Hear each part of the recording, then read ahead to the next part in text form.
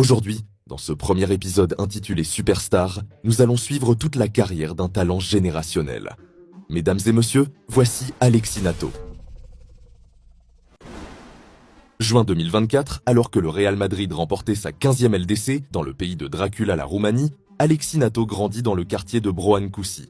Il est dans l'internat du club de la ville, l'ACS Arena Academy Bucuresti. C'est en U14 qu'il se démarque vraiment dans le championnat régional et reçoit des éloges des entraîneurs et professeurs de l'académie. Alexis avait une qualité de frappe hors du commun. Il était tellement en avance sur ses coéquipiers qu'il aurait pu jouer avec nos seniors. Mais au sein de l'équipe, il ne faisait pas vraiment l'unanimité. Le capitaine des U14, c'était lui, Zida Matesco. Vous savez, c'est ce genre de joueur qui demande le ballon sans arrêt et qui joue perso 90% des matchs. Mais comme Zida était tout de même très fort et faisait gagner des matchs, personne ne se plaignait. Donc quand les deux talents combinés ensemble, ils étaient inarrêtables. Petit à petit, Zida commençait à apprécier Alexis et c'était bénéfique pour l'équipe qui finira première du championnat U14 en Liga 4, ce qui correspond en France à la Régionale 1 et 2, octobre 2024. Pendant qu'un certain Yamal s'occupait du Real Madrid, Alexis s'éclatait en U16 Liga 3. Il avait amélioré sa technicité et son équilibre. C'était le leader de l'académie. Il avait tellement mis tout le monde d'accord qu'il finira même capitaine de son équipe pour la première fois. Et ça ne fait pas le bonheur de tout le monde. Cette saison, il fera des statistiques hors normes qui resteront gravées à jamais dans le club amateur. 37 matchs, 75 buts et 50 et une passe décisive. Juste exceptionnel. 9 mois plus tard, le PSG soulève enfin sa première Ligue des Champions.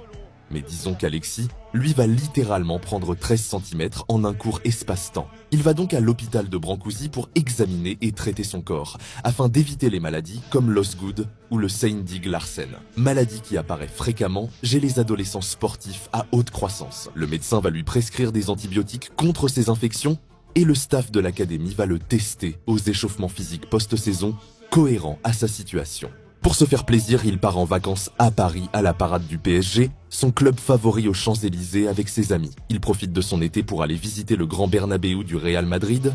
Il s'est régalé et a eu même droit à un maillot signé par son joueur préféré, Kylian Mbappé. Mi-août 2025, la saison en Liga 2 va bientôt commencer pour l'ACS Arena, qui est aux portes du championnat professionnel. Mais au même moment, lors de la sélection de l'équipe de la Roumanie U20 pour la Coupe du Monde, Alexis Nato a été retenu. C'est une énorme victoire et fierté, mais la vie de ses deux parents est un peu controversée. Sa mère pense qu'il faut attendre l'Italie. Elle préférerait qu'il porte le maillot de ses racines et pense qu'il y gagnerait plus de titres. Or son père s'oppose clairement à cette idée. Pour lui, Alexis a toutes ses chances d'être titulaire en équipe A et marquer son empreinte devant le monde entier. Il pourrait devenir le meilleur joueur de l'histoire de la Roumanie, alors quand il y a des occasions comme la Coupe du Monde U20, compétition hyper populaire et qui propulse des joueurs comme Messi, Erling Haaland ou encore Paul Pogba. Il faut pas hésiter. Pour vous, Alexis doit écouter sa mère ou les arguments du daron?